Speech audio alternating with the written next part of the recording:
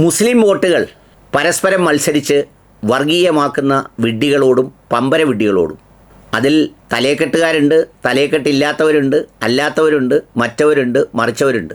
എനിക്കും ഒരു സഹോദരൻ, നമ്മുടെ ഒരു മകൻ തുല്യമായ ഒരാളൊരു കുറിപ്പിട്ടിട്ട് ചോദിച്ചു, മറ്റേ പാർട്ടിയുടെ വോട്ട് ഈ പാർട്ടി വാങ്ങിക്കുന്നതുകൊണ്ട് വല്ല വിഷയമുണ്ടോ എന്ന് ചോദിച്ചു. അത് ഇക്കായെപ്പോലുള്ള ആളുകൾക്കൊക്കെ അംഗീകരിക്കാൻ പറ്റുമെന്ന്.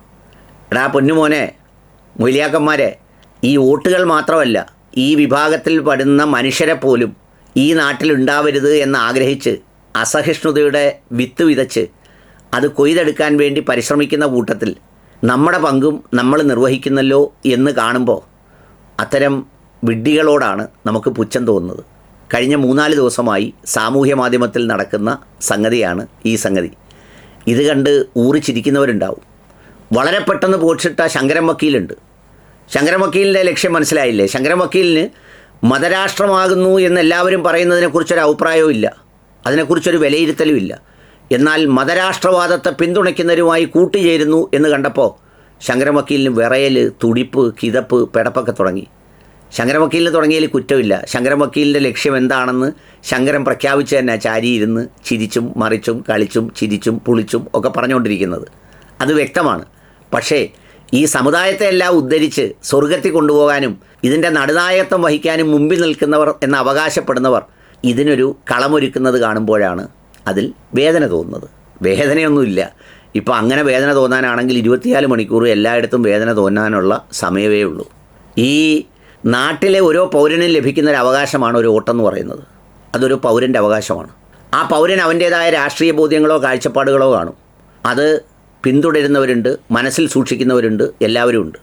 അങ്ങനെ ഉള്ളവരിൽ തന്നെ സവിശേഷമായി ചില വിഭാഗത്തെ വെട്ടിക്കണ്ടിച്ചൊതുക്കാൻ വേണ്ടിയാണ് SIRഉം മറ്റേതുമൊക്കെ കൊണ്ടുവന്നതെന്ന് വ്യാപകമായ അഭിപ്രായമുണ്ട്. അതിൻ്റെ ഫലമാണ് ബീഹാറിൽ കണ്ടതെന്നും ഇവിടെ നടത്തുന്നതെന്നും പലയിടത്തും നടത്തിക്കൊണ്ടിരിക്കുന്നതെന്നും നമ്മൾ അറിഞ്ഞുകൊണ്ടിരിക്കുകയാണ്.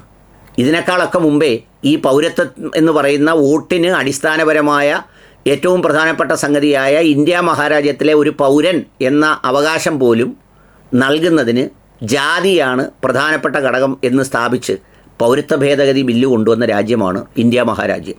അതിലെല്ലാവരും എതിർത്തു, പിന്നെ പ്രതിഷേധിച്ചു, അത് ചെയ്തു ഇത് ചെയ്തു എന്ന് പറഞ്ഞിട്ട് ഒരു കുന്ത്രാണ്ടവും ഒരു വടിയും നടന്നില്ല. അത് നടപ്പിലാക്കി ആർക്കൊക്കെയോ മഠങ്ങളിൽ നിന്നും അവിടെ ഇവിടെ നിന്നും ഒക്കെ കൊണ്ടുവന്ന സർട്ടിഫിക്കറ്റ് വാങ്ങിച്ച് പലർക്കും പൗരത്വം കൊടുക്കുകയും ചെയ്തു. അപ്പോൾ ഈ പൗരത്വം തന്നെ ചോദ്യം ചെയ്ത്, വോട്ട് തന്നെ ചോദ്യം ചെയ്ത് നിൽക്കുമ്പോൾ RSSൻ്റെ വോട്ടിനോട് ഐക്യമില്ല.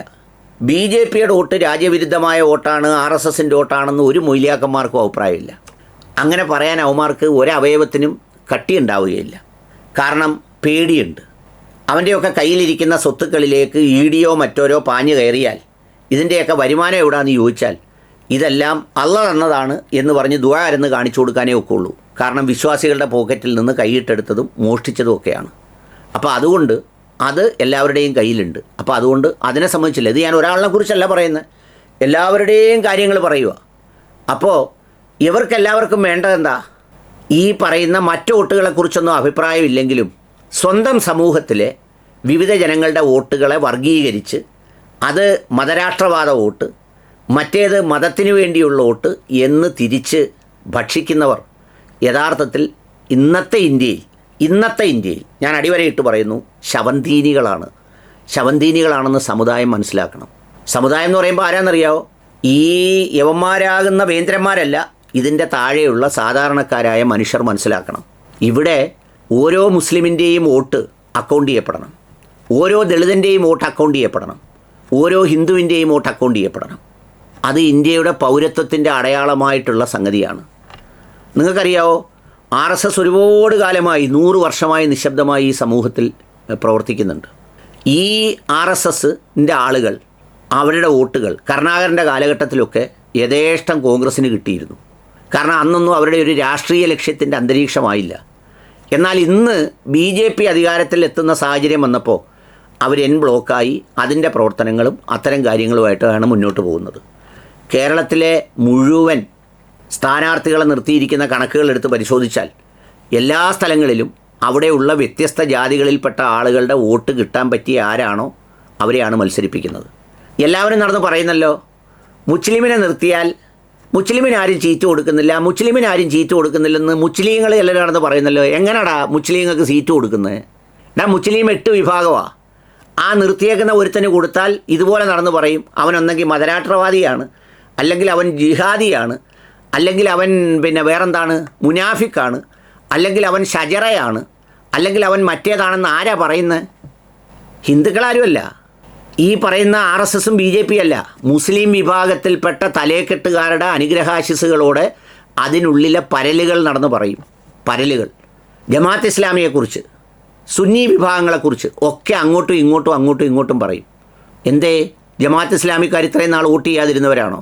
അവർക്ക് രാഷ്ട്രീയം ഉണ്ടായിരുന്നില്ലേ? അവർ 2015 വരെ ഏത് രാഷ്ട്രീയ പാർട്ടിക്കാണ് വോട്ട് ചെയ്തുകൊണ്ടിരുന്നത്? അവരെ ആരും കണ്ടിട്ടില്ലേ? അവർ ന്യായീകരിച്ച് ആർട്ടിക്കിളുകൾ ഇറങ്ങിയിട്ടില്ലേ? അവർ ന്യായീകരിച്ച് പാർട്ടി പത്രങ്ങളിൽ എഡിറ്റോറിയലുകൾ ഇറങ്ങിയില്ലേ? നിങ്ങൾ ഈ ചിത്രത്തിൽ കണ്ടുകൊണ്ടിരിക്കുന്നതല്ല, അതിൻ്റെ ചിത്രങ്ങളും അതിൻ്റെ എഡിറ്റോറിയലുകളും ഒക്കെ ഇറങ്ങിയ ഭാഗങ്ങളാണ്. വായിച്ചു നോക്കിയാൽ മതി. ഇപ്പം സവിശേഷമായി ഇന്നത്തെ ഇന്ത്യയിൽ മുസ്ലിം പൗരത്വവും മുസ്ലിം വോട്ടവകാശവും ചോദ്യം ചെയ്യപ്പെടുന്ന സമയത്ത് ഈ സ്വന്തം വിഭാഗത്തിലെ ഒരു വിഭാഗത്തെ അവർ മതരാഷ്ട്രവാദികളാണ് എന്ന് പറഞ്ഞ് കുരയ്ക്കാൻ, അതിനൊപ്പം നിൽക്കാൻ ഈ സമുദായത്തിലെ ആളുകളെ കിട്ടുന്നല്ലോ എന്ന് തോന്നുമ്പോൾ ലജ്ജ തോന്നിപ്പോകുന്നു. യഥാർത്ഥത്തിൽ ഇവിടെ ഈ നിരീശ്വരവാദികളും ഇസ്ലാം മത വിരോധികളും ഉണ്ടായതേ നിങ്ങളുടെയൊക്കെ ഇരട്ടത്താപ്പം ഉണ്ടാകും. ഇസ്ലാമിൻ്റെയും മുസ്ലിമിൻ്റെയും കുഴപ്പം കൊണ്ടൊന്നുമല്ല. യഥാർത്ഥത്തിൽ ഉണ്ടായത് നിങ്ങൾ കാരണമാണ്. എന്ത് കാരണം? നിങ്ങളുടെ ഈ പറയുന്ന യാതൊരു ആത്മാർത്ഥതയും ഇല്ലാത്ത കാപഡ്യം നിറഞ്ഞ കള്ളത്തരങ്ങൾ കണ്ട് ഇതുണ്ടാവുക. ഇതിന് പകരം നടക്കുന്നത് എങ്ങനെയാണ്? അത് മറ്റൊരു രസം. ഒരു സഖാഫി ഇത് പറഞ്ഞപ്പോഴത്തേക്ക് ആ സഖാഫിയുടെ പൂർവ്വകാല ചിത്രങ്ങൾ മുഴുവൻ, വാർത്തകൾ മുഴുവൻ സാമൂഹ്യ മാധ്യമത്തിലിട്ട് മറുവിഭാഗം തിരിച്ചടിക്കുക. സമുദായത്തിന് എന്തൊരു അഭിമാനം ഉണ്ടാകുന്ന നിമിഷങ്ങളാണെന്നറിയാമോ? ഈ രാജ്യത്ത് തിരഞ്ഞെടുപ്പ് വരുമ്പോൾ ഈ സമൂഹം നേരിടുന്ന അസ്തിത്വ പ്രശ്നങ്ങൾ, ഈ സമൂഹം നേരിടുന്ന വെല്ലുവിളികൾ, ഇവർക്ക് സ്ഥാനാർത്ഥികളെ കുറഞ്ഞു പോയി എന്ന് പറയുന്ന പരിഭവങ്ങൾ, എന്താ കാര്യം? ഒരു വാർഡിൽ 300 മുസ്ലിങ്ങളും അല്ലെ 600 മുസ്ലിങ്ങളും 400 ഹിന്ദുക്കളും ആണെങ്കിൽ എനിക്ക് അവിടെ പറ്റിയ ഒരു സ്ഥാനാർത്ഥി ഇടാൻ പറഞ്ഞാൽ ഞാൻ പറയും അവിടെ ഒരു ഹിന്ദുവിനെ മത്സരിപ്പിക്കാൻ പറയും, ജയിപ്പിക്കാൻ. എന്താണെന്നറിയുമോ? മുസ്ലിങ്ങളിൽ ഒരുത്തനെ ഇട്ടാൽ ഈ പറഞ്ഞതാ സോക്കേട്. ഈ സോക്കേട് കൊണ്ട് എന്ത് ചെയ്യും? വേറെ 3 വിഭാഗക്കാരൂടെ വന്ന് നിന്ന് 150 വോട്ട് പിടിച്ചുകൊണ്ടങ്ങ് പോവും. ഹിന്ദുവായ സ്ഥാനാർത്ഥി ജയിക്കും. ഹിന്ദു ആയതുകൊണ്ട് മാത്രമല്ല, അവൻ്റെ പെരുമാറ്റത്തിലും അത്തരം കാര്യങ്ങളിലുമൊക്കെ അവനതിൻ്റെ അന്തസ്സുണ്ട്. പലപ്പോഴും ആ അന്തസ്സില്ലാത്ത കൂടുതൽ പേരും ഈ സമൂഹത്തിലാണെന്ന് പറയേണ്ടി വരുന്നതിൽ വിഷമമുണ്ടെങ്കിലും അത് സത്യമാണ്. അതല്ലേ ഇപ്പം നടക്കുന്നത്. RSSനകത്തെ വിഷയങ്ങളോ BJPക്കകത്തെ വിഷയങ്ങളോ NSSോ SNDPയോ എന്തെങ്കിലും തർക്കം ഉണ്ടാക്കിയോ, ചർച്ചയുണ്ടാക്കിയോ? RSS BJPയുടെ നേതൃസ്ഥാനത്ത് നിന്ന് സുരേന്ദ്രനെ മാറ്റിയതിൽ ആ വിഭാഗത്തിൽ വരുന്ന ആളുകളിൽ സമുദായത്തിനകത്ത് അഭിപ്രായ വ്യത്യാസമുള്ളവരില്ലേ? അതുപോലെ ചന്ദ്രശേഖർ വന്നതിൽ അഭിപ്രായ വ്യത്യാസമുള്ളവരില്ലേ? പക്ഷേ അതൊക്കെ പറയുന്നതിന് അവർക്കൊരു അന്തസ്സുണ്ട്. ഇവിടുത്തെ യാതൊരു അന്തസ്സും ഇല്ല. പരസ്പരം കിടന്ന് അടിക്കുക. അത് ഈ സമൂഹം തിരിച്ചടിക്കണം. ആദ്യം ഈ സമൂഹം തിരിച്ചറിയണം. അതുകൊണ്ട് ഇതിലെ ഓരോ വോട്ടും പ്രധാനപ്പെട്ടതാണ്. അത് ഈ രാജ്യത്തെ പൗരൻ്റെ വോട്ടാണ്. അത് സുന്നിയുടെ ആയാലും ജമാഅത്ത് ഇസ്ലാമിയുടെ ആയാലും SDPയുടെ ആയാലും ആരുടെ ആയാലും ഇതൊക്കെ മനുഷ്യരാണ്. ഇപ്പോൾ ശങ്കരൻ വക്കീൽ കണ്ടില്ലേ, കോൺഗ്രസിൻ്റെ ഒരു വലിയ ആളായിട്ടും കമ്മ്യൂണിസ്റ്റ് പാർട്ടി മെമ്പറായിട്ടുള്ള ഒരാൾ വളരെ മനോഹരമായി മാറി ഇതിലേക്ക് അങ്ങ് ഒഴുകിയെത്തിയില്ലേ? കാണുന്നില്ലേ? അങ്ങനെ മനുഷ്യർക്ക് രാഷ്ട്രീയ നിലപാട് മാറ്റമൊക്കെ ഉണ്ടാവും. അത് തിരിഞ്ഞും മറിഞ്ഞുമൊക്കെ വരും. മുന്നണി മാറ്റം വരും. അപ്പോൾ കൂടുള്ളവൻ്റെ കൊങ്ങയ്ക്ക് പിടിക്കാൻ, അവനെ തള്ളിയിട്ട് അറുക്കാൻ, ഇല്ല പശുവിനെ അറുക്കുന്നതിന് കയറ് കെട്ടി വലിക്കാൻ വേണ്ടി നിന്നു കൊടുക്കുന്നവൻ ചേക്കുട്ടിമാരാണ് എന്ന് സമുദായം തിരിച്ചറിയട്ടെ.